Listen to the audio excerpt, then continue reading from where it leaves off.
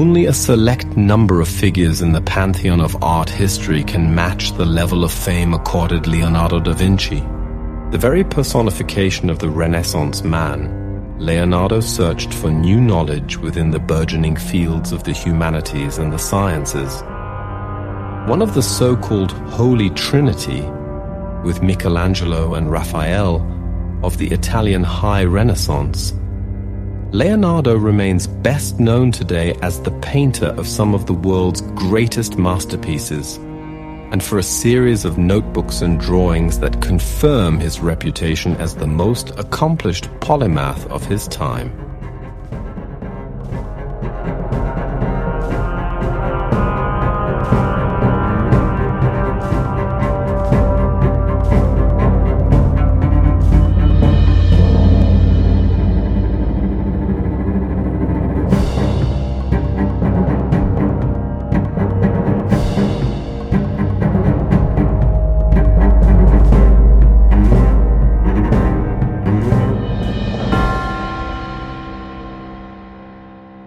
La Belle Ferronnière. La Belle Ferronnière is a portrait of a lady, usually attributed to Leonardo da Vinci in the Louvre. It is also known as Portrait of an Unknown Woman. The painting's title applied as early as the 17th century, identifying the sitter as the wife or daughter of an ironmonger, a ferronnier, was said to be discreetly alluding to a reputed mistress of Francis I of France, married to a certain Le Ferron. Later she was tentatively identified as Lucretia Crivelli, a married lady-in-waiting to Duchess Beatrice of Milan, who became another of the Duke's mistresses. Leonardo's lady with an ermine has also been known by this name. This was once believed to be a portrait of Cecilia Gallerani, one of the mistresses of Ludovico Sforza, Duke of Milan. The narrative and the title were applied to Lady with an ermine when it was in Princess Isabella Czartoryska's collection, and became confused with La Belle Ferronnière by the presence of a ferronnière, a type of accessory worn across the forehead, in the painting as well. Although the model of the painting, La Belle Ferronnière, is still shrouded in mystery, the landmark exhibition, Leonardo da Vinci, Painter at the Court of Milan. National Gallery, London, 9 November 2011, 5 February 2012, listed the portrait as possibly depicting Beatrice d'Este, wife of Ludovico Sforza. This challenges an earlier identification of the sitter as Lucrezia Crivelli, a mistress of Ludovico. Bella Ferronnière and the alleged portrait of Beatrice d'Este compared. The pose is similar, but the clothing is different. Even the look varies significantly.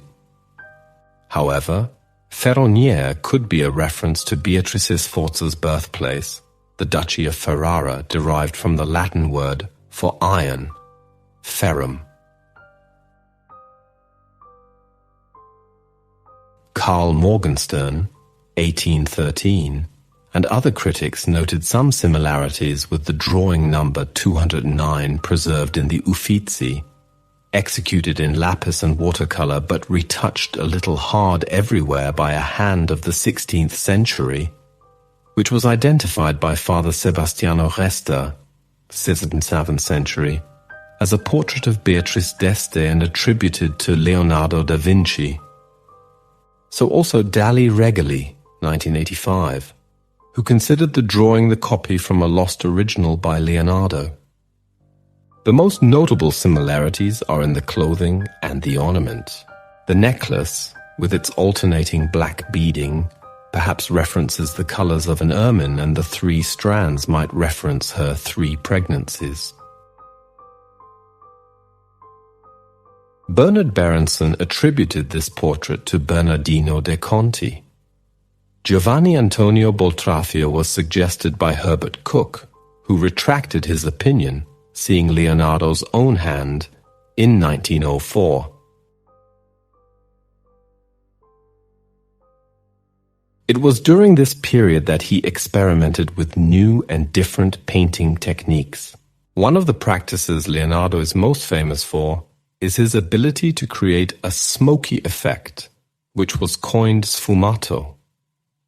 Through his deep knowledge of glazes and brushstrokes, he developed the technique, which allowed for edges of color and outline to flow into each other to emphasize the soft modulation of flesh or fabric, as well as the remarkable translucence of hard surfaces such as crystal or the tactility of hair.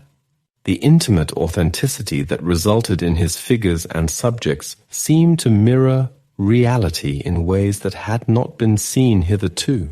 A good example of this is his depiction of an orb in the painting Salvatore Mundi, 1490–1500.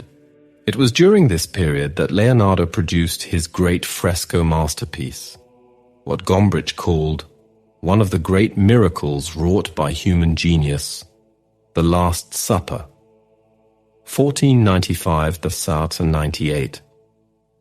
It was painted on the dining hall wall of the convent of Santa Maria delle Grazie in Milan. Salvatore Mundi. King Louis XVII of France is said to have commissioned Salvator Mundi after his conquest of Milan in 1499. The painting is a portrait of Jesus in the role of savior of the world and master of the cosmos. His right hand is raised with 2 fingers extended as he gives divine benediction. His left hand holds a crystalline sphere representing the heavens. This is an unusual portrait in that it shows Christ, in very humanist fashion, as a man in contemporary Renaissance dress, gazing directly out at the viewer. It is also a half-length portrait, which was a radical departure from full-length portraits of the time. Jesus' closeness to us lends the visage an intense intimacy. The painting is representative of the mastery of Leonardo's signature techniques.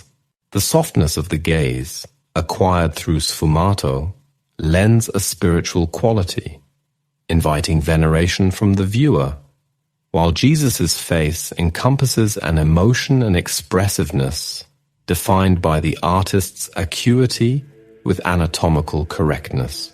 The darkness from which he emerges contrasts with the light that seems to emanate from Jesus' exposed upper chest.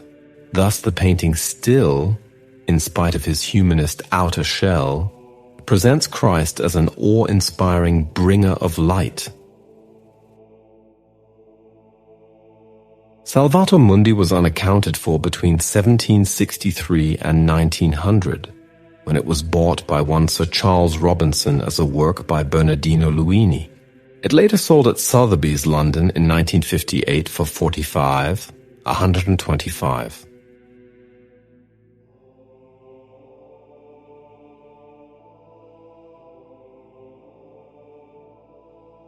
The painting, which was badly damaged, was then bought by an independent US auction house in 2005.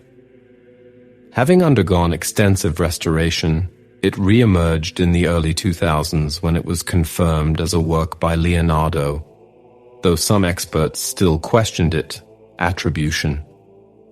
The painting was sold at auction at Christie's, New York in 2017 for $450 million, a new record for an artwork at that time.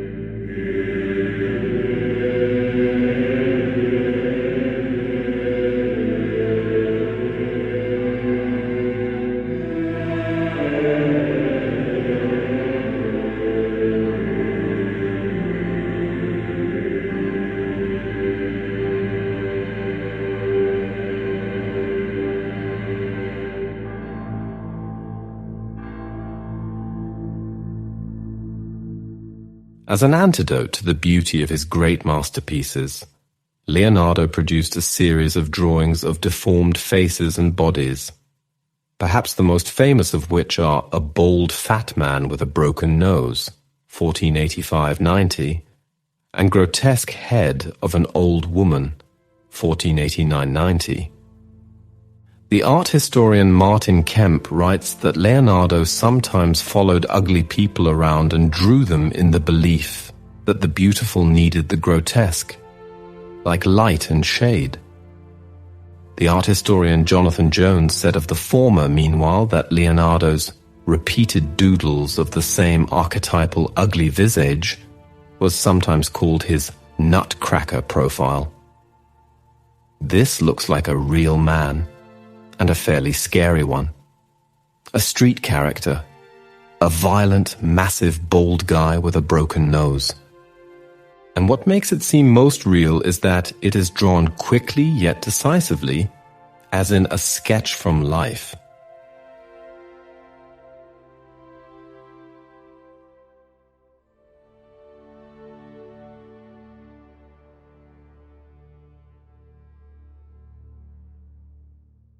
The Last Supper. This mural painting in Milan was created for Leonardo's patron Duke Ludovico Sforza and his Duchess Beatrice d'Este. It represents the scene of the Last Supper from the final days of Jesus as it is told in the Gospel of John 13:21, when Christ announces that one of his disciples will betray him. All 12 apostles display different reactions to the pronouncement, with various degrees of anger and shock.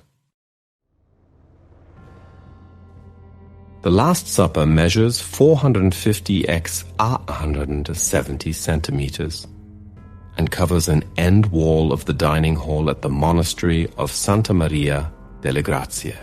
The subject of the work was a traditional choice for refectories, although the room was not a refectory at the time that Leonardo painted it. The main church building had only recently been completed, but was remodeled by Bramante, who was hired by Ludovico Sforza to build a Sforza family mausoleum.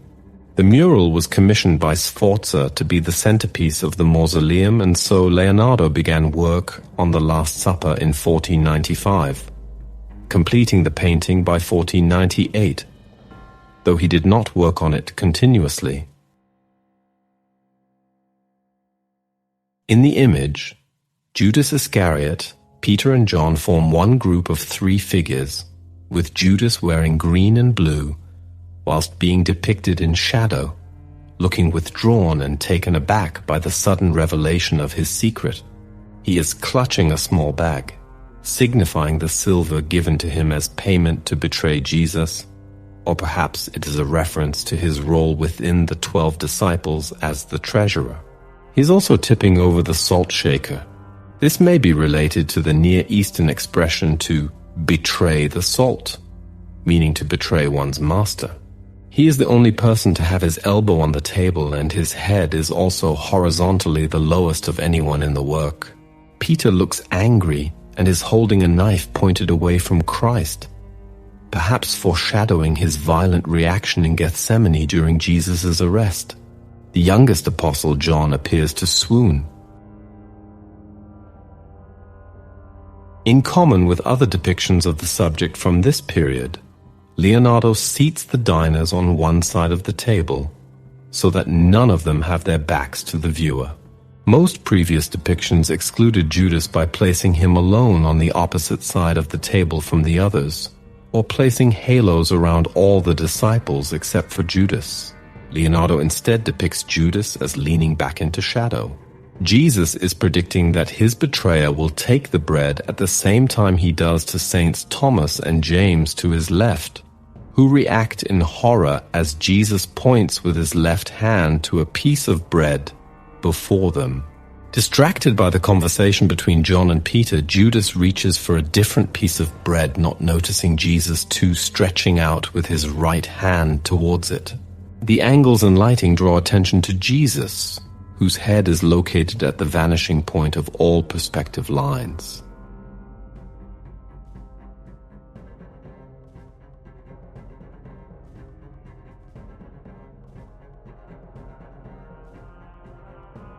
Leonardo painted the Last Supper on a dry wall rather than on wet plaster, so the work is not a true fresco. Since a fresco cannot be modified as the artist works, Leonardo instead chose to seal the stone wall with a layer of pitch, gesso and mastic, followed by paint on the sealing layer with tempera. Due to the method used, the piece began to deteriorate a few years after Leonardo finished the painting, and it now appears somewhat unfinished. As early as 1517, the painting was starting to flake. By 1556, fewer than 60 years after it was finished, Leonardo's biographer Giorgio Vasari described the painting as already ruined and so deteriorated that the figures were unrecognizable. In 1652, a doorway was cut through the then unrecognizable painting and later bricked up. The doorway can still be seen as the irregular arch-shaped structure near the center base of the painting.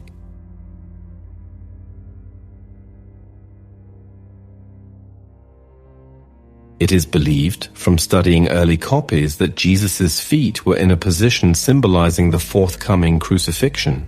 In 1768, a curtain was hung over the painting for the purpose of protection. It instead trapped moisture on the surface, causing further damage. During World War II, on August 15, 1943, the refectory building was struck by a bomb. Though protective sandbagging prevented the painting from being struck by bomb splinters, it may have been damaged further by the vibration of the attack.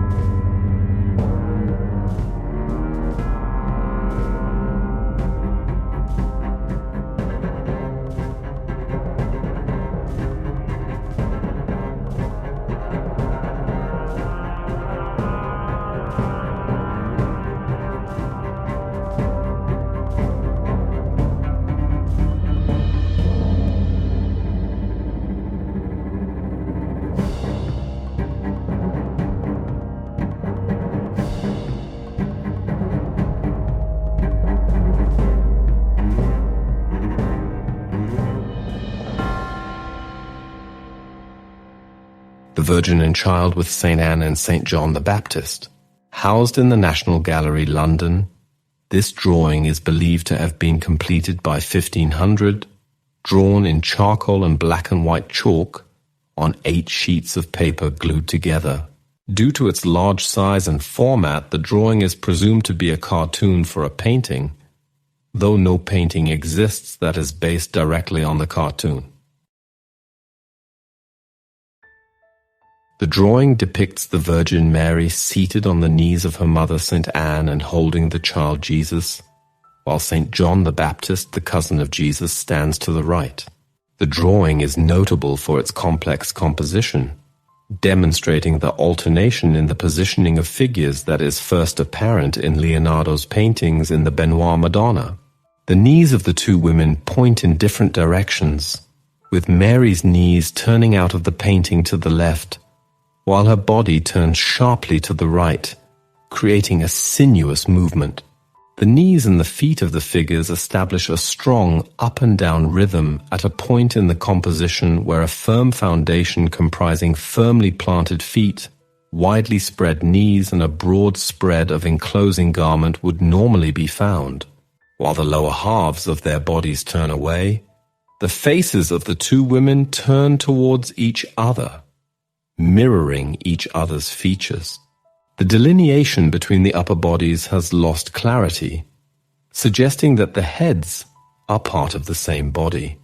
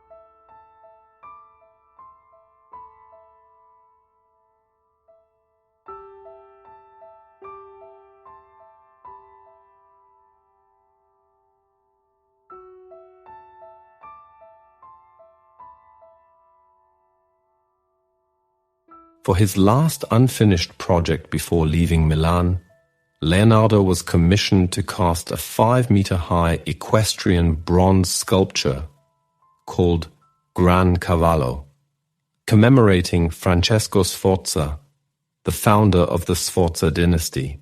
In 1493, a clay model of the intended sculpture was displayed during the wedding of Emperor Maximilian to Bianca Maria Sforza, emphasizing the importance of the anticipated work.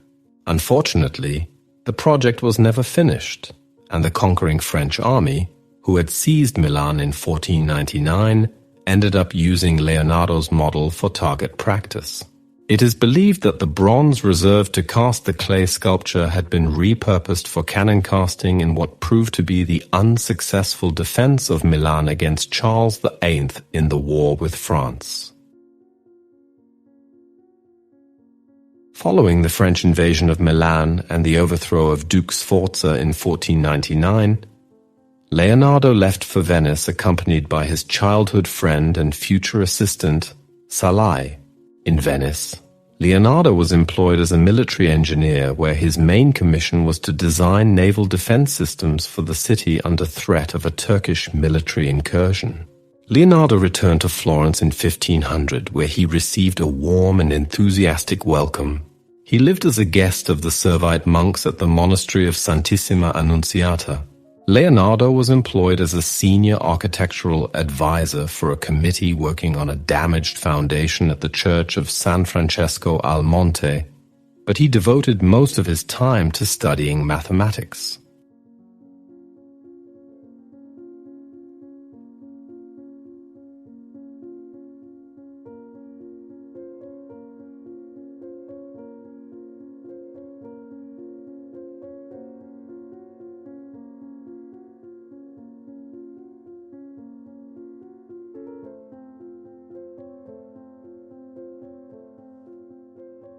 The Madonna of the Yarn Winder. Created circa 1501, this is the subject of several oil paintings, of which the original version by Leonardo may now be lost.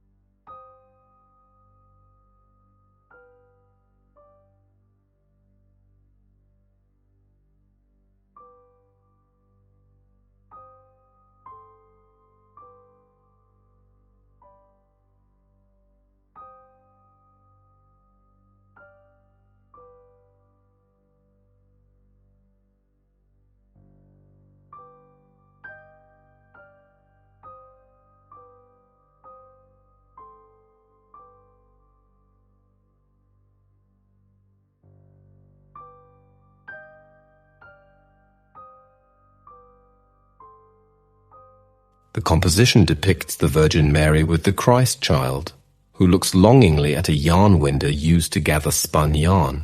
The yarn winder serves as a symbol of Mary's domesticity and the cross on which Christ would be crucified, as well as suggesting the Fates, who are known in classical mythology as spinners of fortune. At least 3 versions of the painting are in private collections. The original painting was presumably commissioned by Florimond Robertet, the Secretary of State for King Louis XIV of France. The version of this painting, often regarded as the most likely to be by Leonardo, is now in the National Gallery of Scotland in Edinburgh, on loan from the Duke of Buccleuch. It hung in his home in Drumlanrig Castle, Dumfries and Galloway, Scotland, until it was stolen in 2003 by 2 thieves posing as tourists. The painting was recovered at a lawyer's office in Glasgow in October 2007 after police officers from 4 anti-crime agencies raided a meeting of 5 people. A spokesman for the law firm said, "There is absolutely no impropriety whatsoever. There is an interesting but benign explanation, but no wrongdoing has been done on their part." 4 arrests were made, including 2 solicitors from different firms. The Glasgow firm was reputed as being one of the country's most successful and respected law firms. which claimed it was acting as a go-between for two parties to secure legal repatriation of the painting from an unidentified party. John Scott, 9th Duke of Buccleuch, had died just a month before the recovery. Following its dramatic recovery, the painting has been loaned to the National Gallery of Scotland in Edinburgh, where it is currently on display.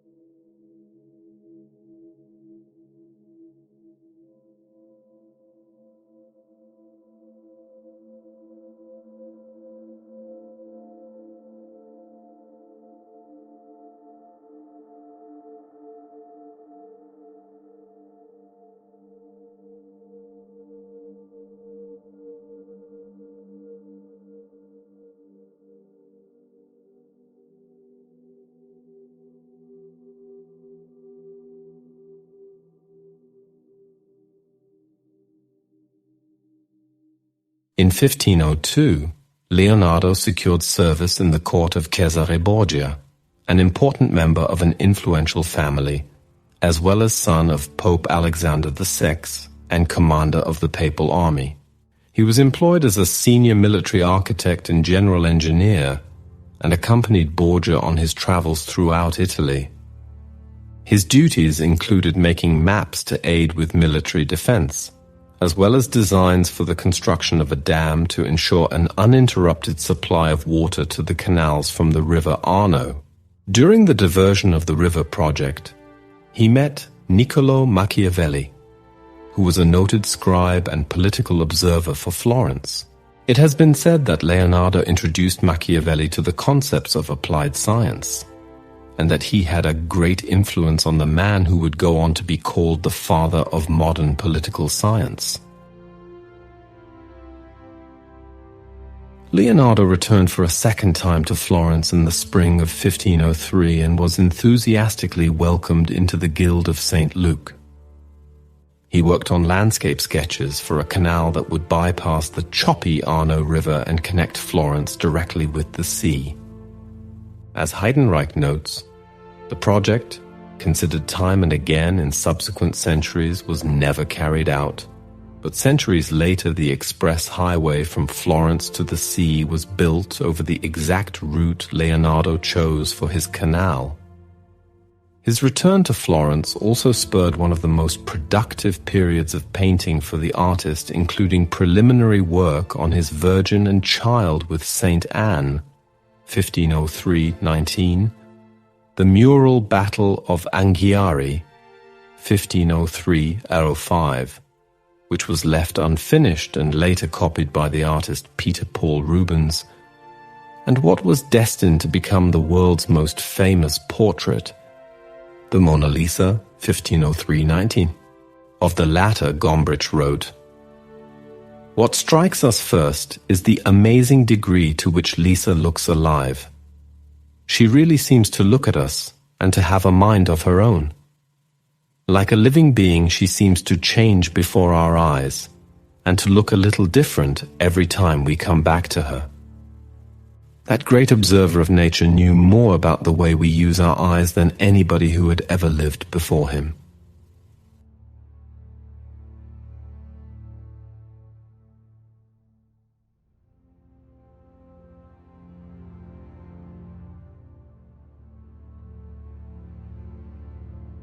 The Virgin and Child with Saint Anne. The Virgin and Child with Saint Anne is an unfinished oil painting by high Renaissance artist Leonardo da Vinci, dated to circa 1501-1519. It depicts Saint Anne, her daughter the Virgin Mary, and the infant Jesus. Christ is shown grappling with a sacrificial lamb, symbolizing his passion as the Virgin tries to restrain him.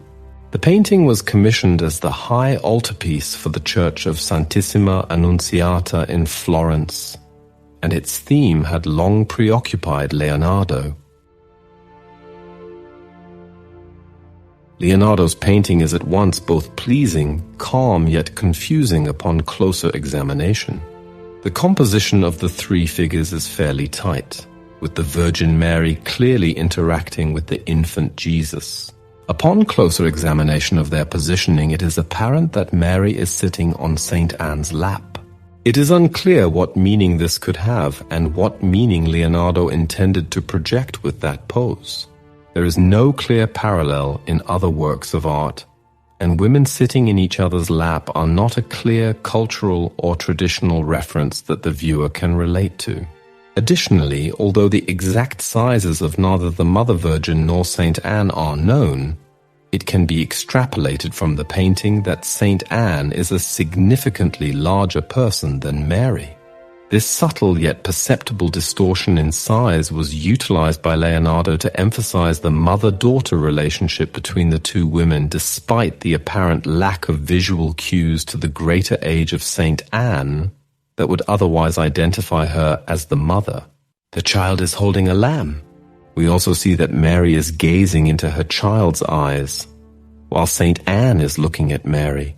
As Mary is sitting on her lap and Saint Anne is looking at her, it is possible that Leonardo was trying to make a point about their relationship and personalities.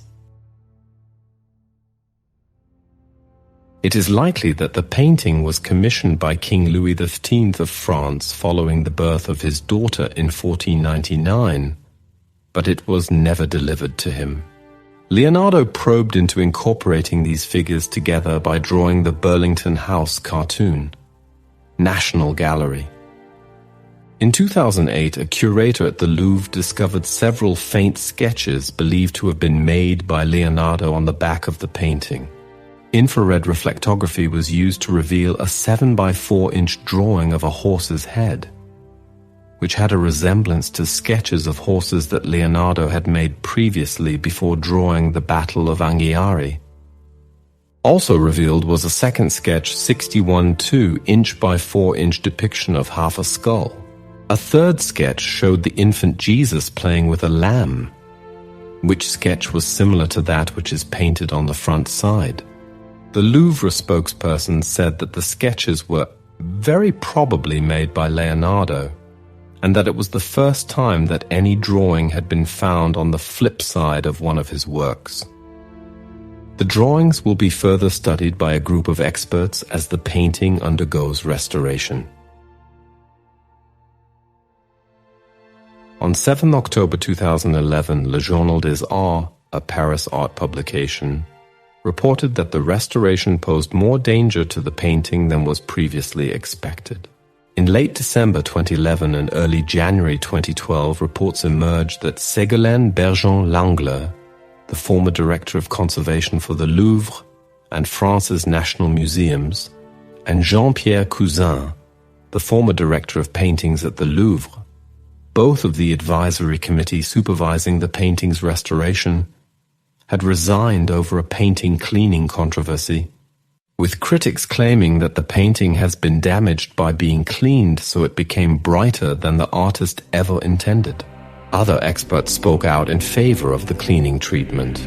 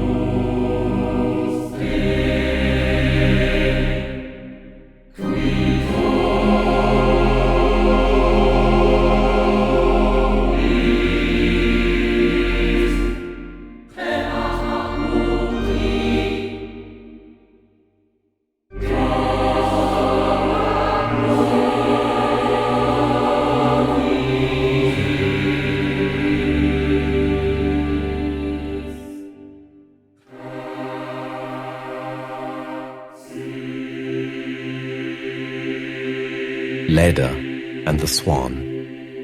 The story of Leda and the Swan was the subject of two compositions by Leonardo da Vinci from perhaps 1503–1510. Neither survive as paintings by Leonardo, but there are a number of drawings for both by him and copies in oils, especially of the second composition where Leda stands. Leonardo began making studies in 1504 for a painting apparently never executed of Leda seated on the ground with her children. 3 sketches of Leda by Leonardo exist. Leda and the Swan, Devonshire Collection, Chatsworth. Study for Kneeling Leda, Museum Boijmans van Beuningen, Rotterdam. Studies of Leda and a Horse, Royal Library, Windsor. It has been proposed that Leonardo's Chatsworth sketch for Leda and the Swan, pictured, may have been inspired by the Laocoon group, the ancient sculpture discovered in 1506. There is a similar twist to the subject's body. The curve of the swan's neck recalls the snake's lithe body in Laocoon's hand. The rape by Zeus evokes the forceful attack of the serpents. And the child next to Leda's knee resembles Laocoon's son on the right, who also has a sheer break at the wrist. A completed copy of Kneeling Leda with her children by Giampietrino is kept at the Museumslandschaft Hessen-Kassel, Gemäldegalerie Alte Meister. Leonardo began making studies in 1504 for a painting, apparently never executed, of the mythical Leda, the mortal mother of Helen of Troy, seated on the ground with her children. In 1508, he painted a different composition of the subject, with a nude standing Leda cuddling the Swan, with the 2 sets of infant twins and their huge broken eggshells. The original of this is lost, probably deliberately destroyed, and was last recorded as being in the French Royal Château de Fontainebleau in 1625 by Cassiano dal Pozzo. However, the work is known from many copies, of which the earliest is probably the Spiridon Leda, perhaps by a studio assistant, and now housed in the Uffizi and the copy at Wilton House in Salisbury, England.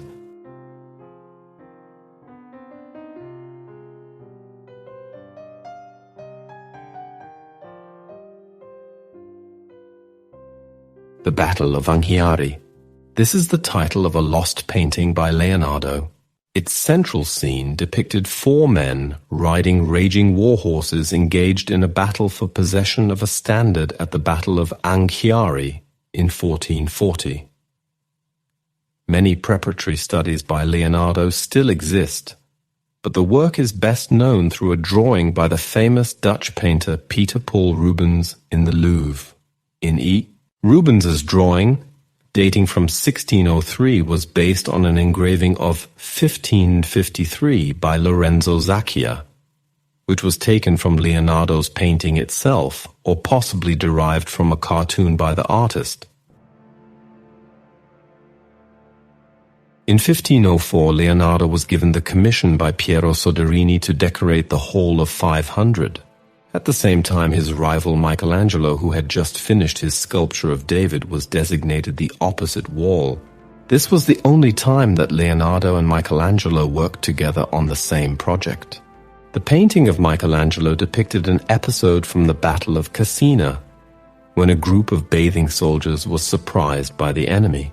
However, Michelangelo did not stay in Florence long enough to complete the project. He was able to finish his cartoon but only began the painting.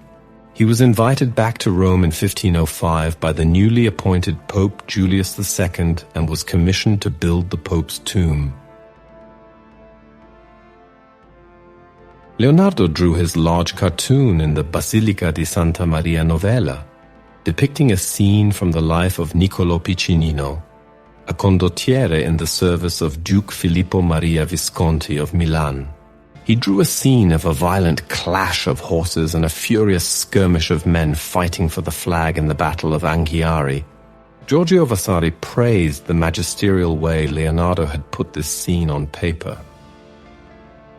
It would be impossible to express the inventiveness of Leonardo's design for the soldiers' uniforms, which he sketched in all their variety, or the crests of the helmets and other ornaments, not to mention the incredible skill he demonstrated in the shape and features of the horses, which Leonardo, better than any other master, created with their boldness, muscles, and graceful beauty. Leonardo built an ingenious scaffold in the Hall of 500 that could be raised or folded in the manner of an accordion. This painting was to be his largest and most substantial work. Since he had suffered an almost disastrous experience in fresco painting with the Last Supper, he wanted to apply oil colors on the wall. He began also to experiment with a thick undercoat which, after he applied the colors, the paint began to drip. Trying to dry the painting in a hurry and save whatever he could, he hung large charcoal braziers close to the painting. Only the lower part could be saved in an intact state. But the upper part did not dry fast enough, and the colors intermingled. Leonardo then abandoned the project. Michelangelo and Leonardo's unfinished paintings adorned the same room together for almost a decade, 1505, 1512. The cartoon of Michelangelo's painting was cut in pieces by Bartolomeo Bandinelli out of jealousy in 1512. The centerpiece of the Battle of Anghiari was greatly admired and numerous copies were made for decades. In the mid-16th century, 1555 or 1572, the hall was enlarged and restructured by Vasari and his helpers so that Grand Duke Cosimo I could hold his court in the chamber. During this transformation, several famous but unfinished works were lost, including the Battle of Cassina by Michelangelo and the Battle of Anghiari by Leonardo.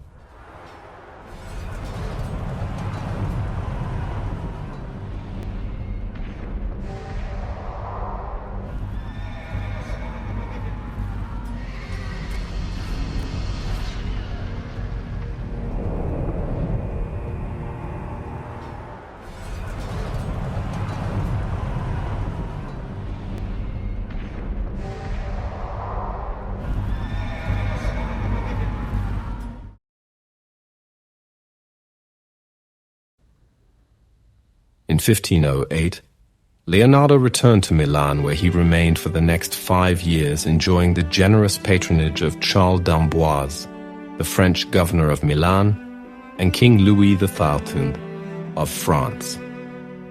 He was engaged in architectural projects, with notable commissions such as work on a villa for Charles, bridge building, a project to create a waterway to link Milan with Lake Como, and preparatory sketches for an oratory for the church of Santa Maria alla Fontana.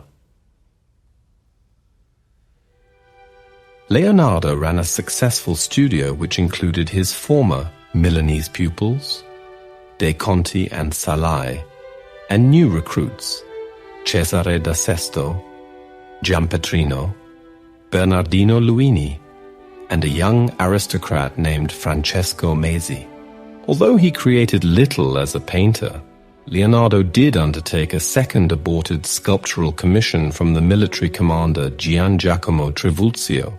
The preparatory sketches for the equestrian sculpture have survived, but the Trivulzio scrapped the project in favor of a more modest design.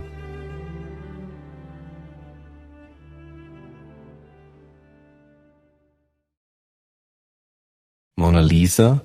This portrait is quite simply the most famous work of art in the world.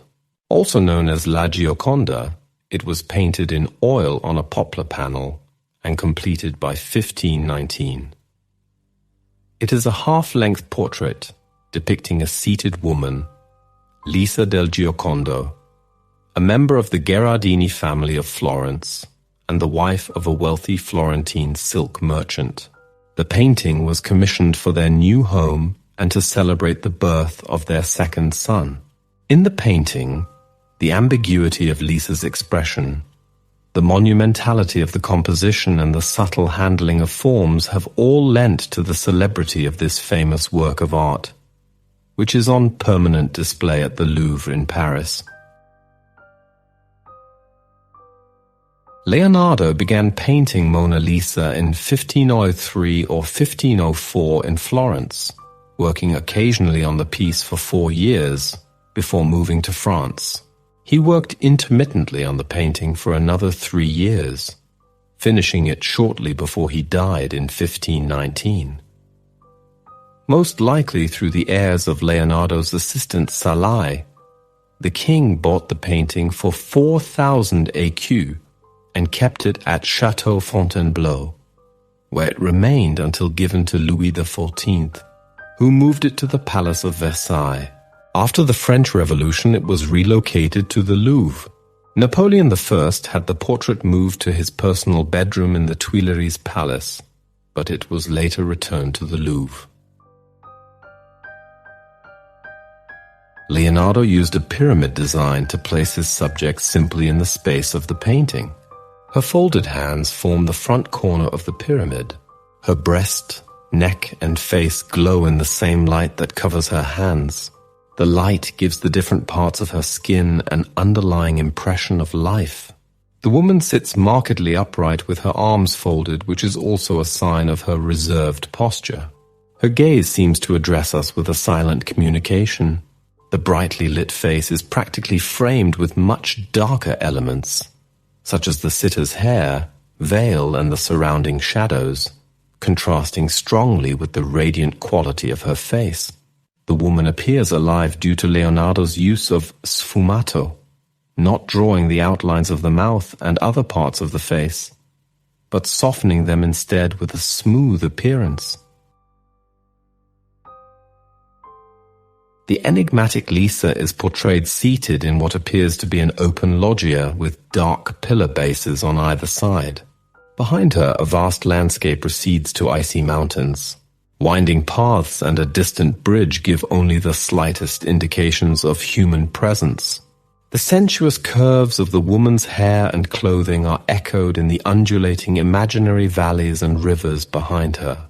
The blurred outlines, graceful figure, dramatic contrasts of light and dark, and overall feeling of calm are characteristic of the artist's style. However, the landscape presented is in fact an impossible landscape. The land on the right-hand side is much higher than the land on the left-hand side, which instead features a small lake. It has been argued that, whilst a viewer switches their gaze between both sides of this impossible landscape, it appears that the Mona Lisa moves or smiles due to change of perspective. The Mona Lisa was not well known until the mid-19th century, when artists of the emerging symbolist movement began to appreciate the portrait, associating it with their ideas of feminine mystique. The portrait was stolen on August 1911, and the Louvre was closed for an entire week to aid the investigation of the theft. French poet Guillaume Apollinaire, who had once called for the Louvre to be burnt down, was arrested and put in jail. Apollinaire tried to implicate his friend Pablo Picasso, who was also brought in for questioning, but both were later released and exonerated. At the time, the painting was believed to be lost forever, and it was 2 years before the real thief was discovered. Louvre employee Vincenzo Peruggia had stolen it by entering the building during regular hours, concealing himself in a broom closet and walking out with it hidden under his coat after the museum had closed. Peruggia was an Italian patriot who believed Leonardo's painting should be returned to Italy for display in an Italian museum. Peruggia may have also been motivated by a friend who sold copies of the painting, which would skyrocket in value after the theft of the original. After having kept the painting in his apartment for 2 years, Peruggia grew impatient and was finally caught when he attempted to sell it to the directors of the Uffizi Gallery in Florence. The painting was exhibited all over Italy and returned to the Louvre in 1913. Perugia was hailed for his patriotism in Italy and served only 6 months in jail for the crime.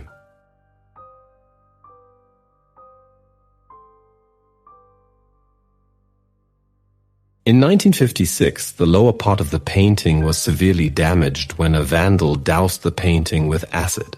On 30th of December of that same year, a young Bolivian named Hugo Ungaza Villegas damaged the painting by throwing a rock at it.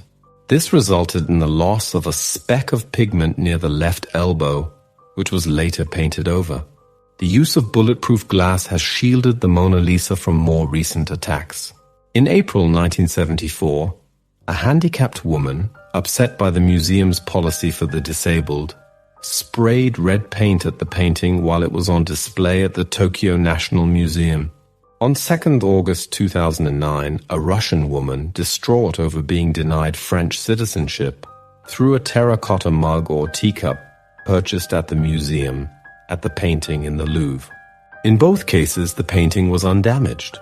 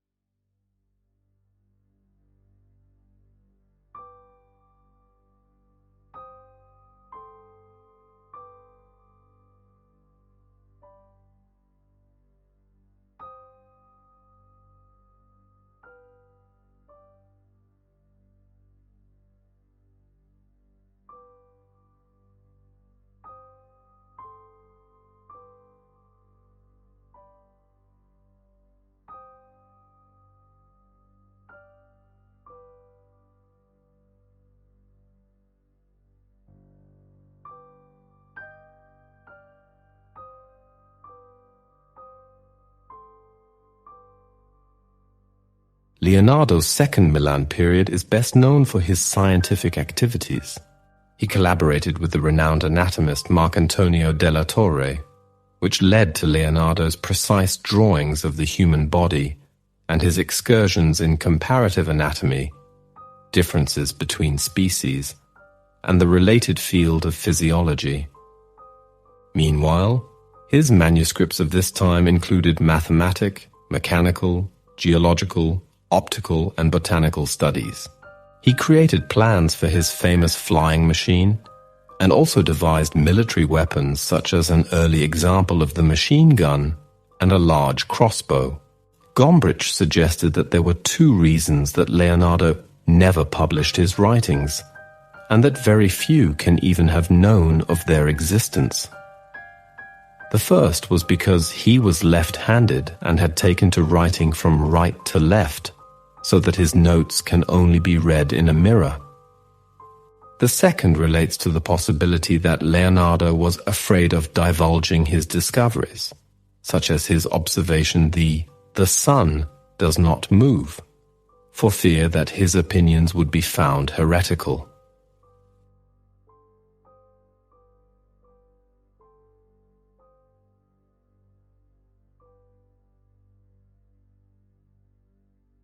Bacchus. Housed in the Louvre, this painting is based on a drawing by Leonardo. It is presumed to have been executed by an unknown follower, perhaps in the artist's workshop. The canvas depicts a male figure with a garlanded head and leopard skin, seated in an idyllic landscape. He points with his right hand off to his left, while with his left hand he grasps his thyrsus and points down to earth. The painting originally depicted John the Baptist, but in the late 17th century it was altered to portray the mythical god Bacchus. The fur robe is the legacy of John the Baptist, but has been painted over with leopard spots relating, like the wreath, to Bacchus, the Roman god of wine and revelry.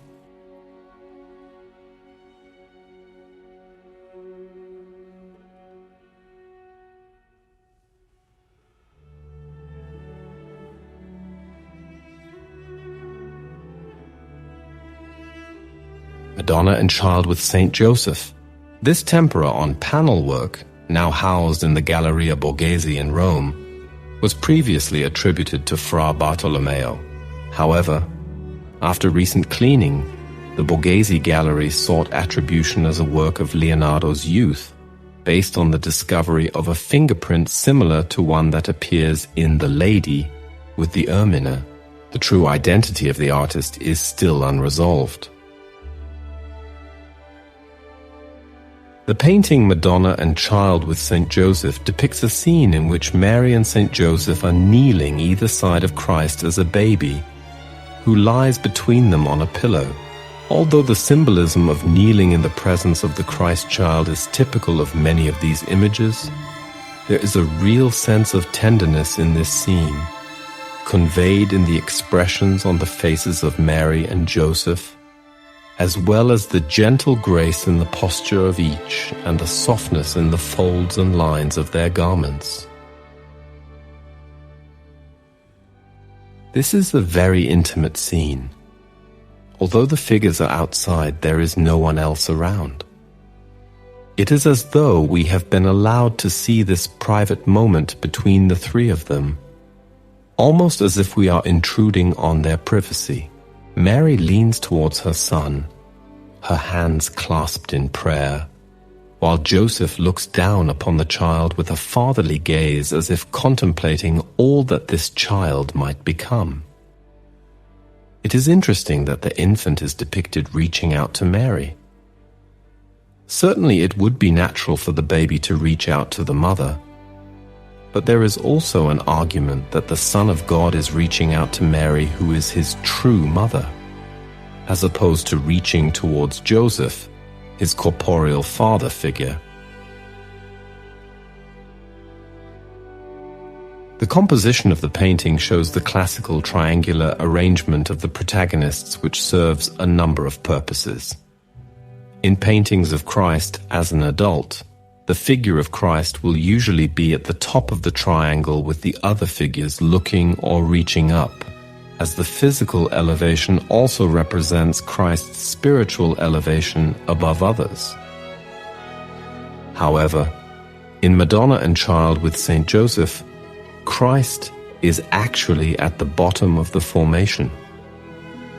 This makes sense because the infant is obviously small, and unless the other figures were holding him aloft, it would be an unusual composition for the infant to be above the others. Yet this is an extremely clever painting, in that the positions of the two adult figures draw your eye to the child lying on the ground, still making Christ the focal point of the piece. The heads of Mary and Joseph lean towards each other, and we follow their gaze down so that we are all looking at the child. The triangular arrangement is often used to draw the eye to a specific element in the picture, and sometimes to even lead the eye in a certain pattern. The background in the scene is not intrusive, so we have the content of the foreground all to ourselves. The eye is drawn up the bodies of the leaning figures and down to the ground between them. It is not only the composition that creates this effect, but also the artist's use of color. Notice how the intense black shadow of Mary's sleeve almost acts like an arrow pointing our focus downwards, as does the angle of St. Joseph's staff and dark shadows of his robes. Spotlighting is another common technique, working to perfect effect in this painting, illuminating the infant and carrying the main lighting down through the center of the scene. By balancing this light and color in the middle ground and distance, The artist has given a more natural feel to this tender painting.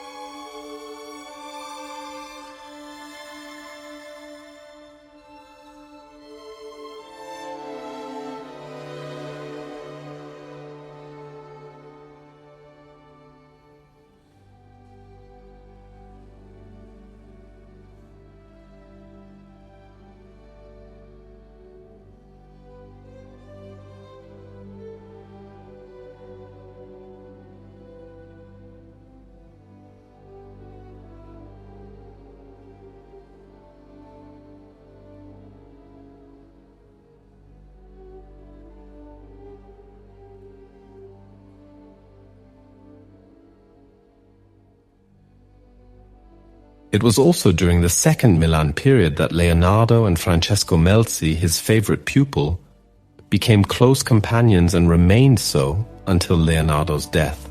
It may be reasonably surmised that at this point in his life, Leonardo was finally able to live discreetly as a gay man, his accomplishments and acclaim providing a safe shelter from the kind of traumatic and punitive stigmatization he experienced in his earlier years in Florence. In 1513, after the temporary expulsion of the French from Milan, the 60-year-old Leonardo relocated, taking Salai and Melzi with him to Rome, where he spent the next 3 years. He was given a generous stipend and residence in the Vatican by the Giuliano de' Medici, the brother of Leo X, the new pope. It was a depressing time for Leonardo, however, who struggled to secure any meaningful commissions.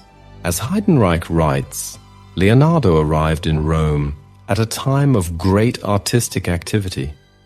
Donato Bramante was building St. Peter's.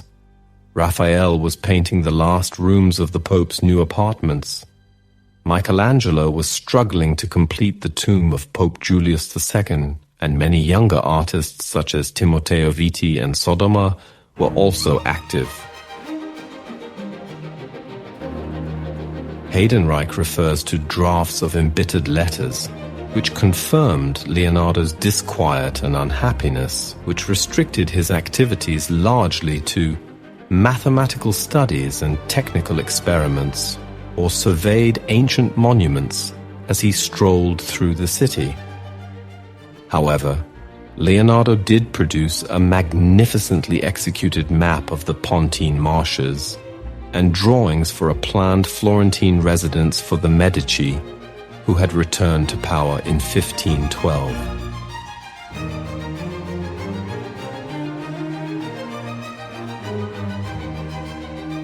Portrait of a Man in Red Chalk.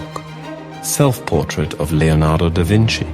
This drawing is widely accepted as a self-portrait of Leonardo, which he drew at approximately the age of 60. The portrait is drawn in red chalk on paper, depicting the head of an elderly man in three-quarter view, turned towards the viewer's right. The subject is distinguished by his long hair and long waving beard, which flow over the shoulders and breast. The length of the hair and beard is uncommon in Renaissance portraits and suggests, as they still do now, a person of sagacity. The face has a somewhat aquiline nose and is marked by deep lines on the brow and pouches below the eyes. It appears as if the man has lost his upper front teeth, causing deepening of the grooves from the nostrils. The drawing has been produced in fine lines, shadowed by hatching and executed with the left hand, as was Leonardo's habit. The paper has brownish fox marks caused by the accumulation of iron salts due to the buildup of moisture over time. The drawing is housed in the Royal Library in Turin, and is not generally viewable by the public due to its fragility and poor condition.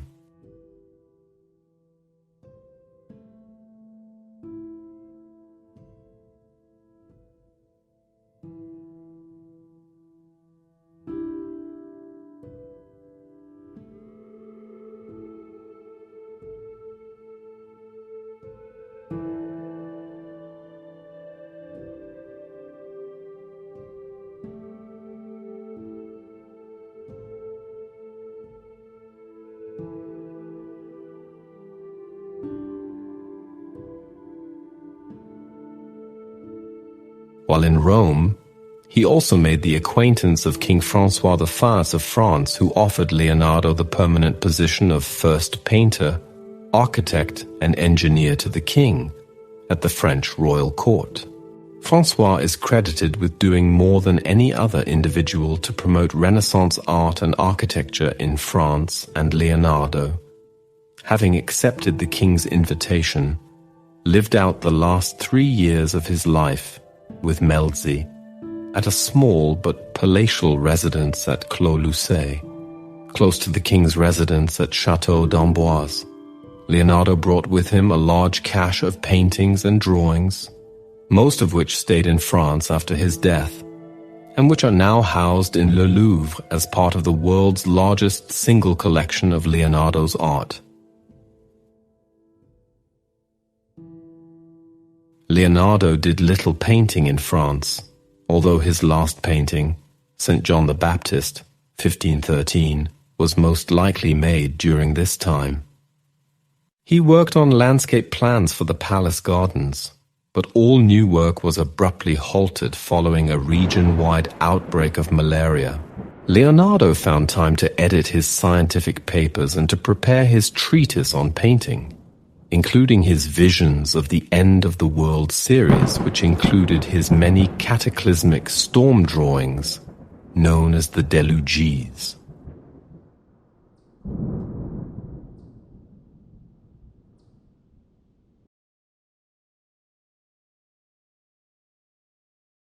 St. John the Baptist, completed in 1516 when high Renaissance art was shifting into Mannerism.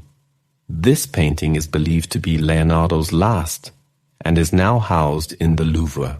It depicts St. John the Baptist with long curly hair, alone in the dark and dressed in pelts. He bears an enigmatic smile, recalling once again the famous Mona Lisa. The saint holds a reed cross in his left hand, whilst his right hand points up towards heaven. It is believed that the cross and woolskins were added at a later date by another painter. The pointing gesture of St. John toward the heavens suggests the importance of salvation through baptism, which this particular saint represents. The work produces an ambiguous and mysterious quality, as the gender of the subject appears uncertain, and the smile on the saint's face comes across as almost demonic, causing an eerie confusion in its intended meaning.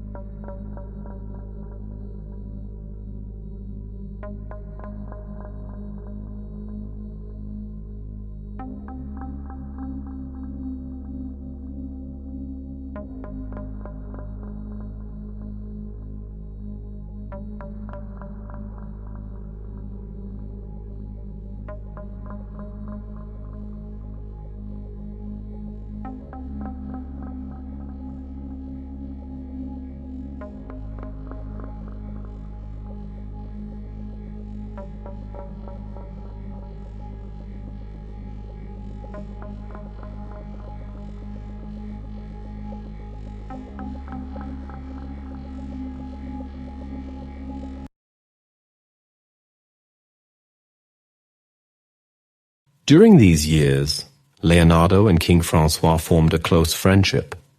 Vasari wrote that the king was accustomed frequently and affectionately to visit him, and although he died shortly before construction began in earnest, it is likely that Leonardo designed the now famous double helix staircase. 2 concentric spirals wind separately around a central column, allowing guests to pass without meeting while still being able to see one another through windows placed in a central column.